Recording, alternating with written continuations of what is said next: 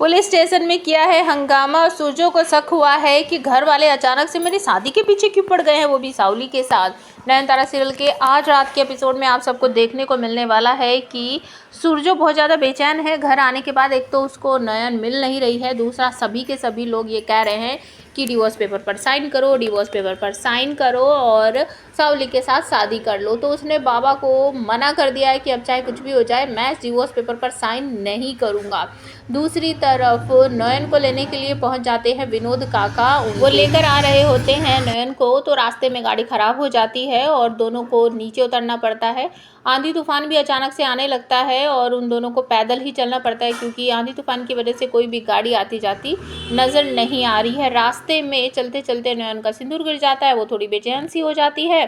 तभी वो अपने सिंदूर को ढूंढने के लिए जब नीचे बैठती है तो उसे आंधी तूफान में थोड़ा धुंधला सा कोई सामने से आता हुआ दिखाई देता है। एक बूढ़ी अम्मा सी सामने से आती हैं और धीरे धीरे करके आके वो नयन के पास आती है और कहती है कि अब चाहे कुछ भी हो जाए तो नीति को नहीं बदल सकती, तेरे माथे का सिंदूर मिट जाएगा। और वो कुछ पानी से लिए रहती है अपने बर्तन में और वो पानी नयन के ऊपर फेंकते हुए उसका सिंदूर अपने हाथ से रगड़ कर मिटा देती है। नयन इस पर बहुत चिढ़ जाती है, तुरंत ही खड़े होकर कहती है इसका मतलब आप भविष्य देख सकते हो, तो मैं आपको बता दूं कि नियति को बदलना होगा, इस बार मैं अपना सिंदूर नहीं मिटने दूंगी।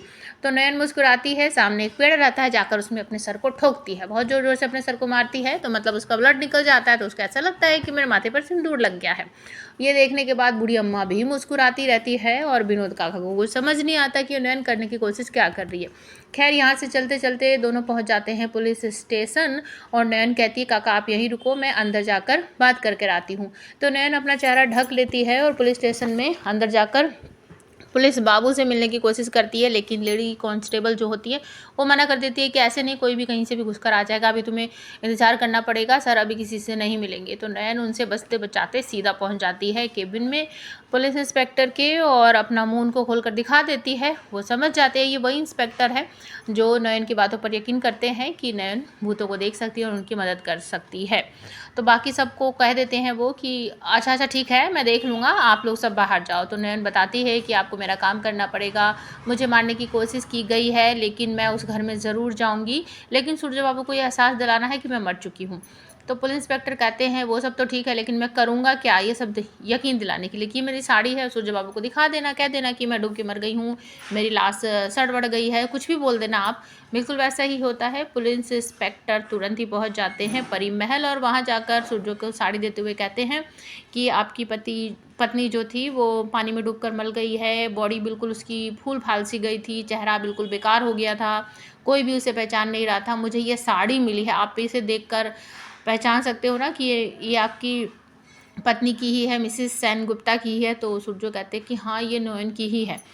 तो वहाँ पर सावली आ जाती है, बहुत ज़्यादा खुश हो जाती है और उसके बाद आपको देखने को मिलेगा कि विनोद काका बताते हैं कि माँ ने ना तुम्हारे ज़रूरत का सारा सामान स्टोर रूम में रख दिया है, परी महल में घुस जाना और जाकर जो तुम्हें करना है वो कर लेना। तो नयनतारा कहती है हाँ काका अब मुझे अंधेरे होने का ही इंतजार करना है। दूसरी तरफ घर के अंदर खुशी का माहौल सा छा गया है सावली की वजह से, क्योंकि उसको तो ऐसा लग रहा है कि बस अब कुछ दिनों में ही मेरी शादी हो जाएगी और उस फिर से छोटो माँ के पास जाकर उसको ब्लैकमेल करने की कोशिश करती है।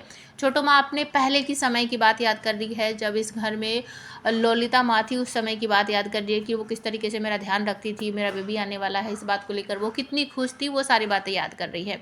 तो यहाँ पर छोटो माँ और उनके पति के बीच में कुछ गड़बड़ है जिसका मैं आने वाले समय में खुलासा ज़रूर करूँगी। तभी वहाँ पर सावली आती कहती है कि अब ना आप जल्दी से तैयारी करना शुरू कर दो, मेरी शादी होने वाली है सूरजो से, तो आप सबसे पहले तो उसके गले में से वो जो माला पड़ी है ना वो निकालो। छोटो माँ मना कर देती है कि नहीं नहीं मैं ये सब नहीं करूँगी। तो वो कहती है कि ठीक है मैं न्यूज़पेपर वालों को बुला लेती हूँ और सब बता देती हूँ उनको कि इस घर में क्या क्या राज छुपे हुए हैं।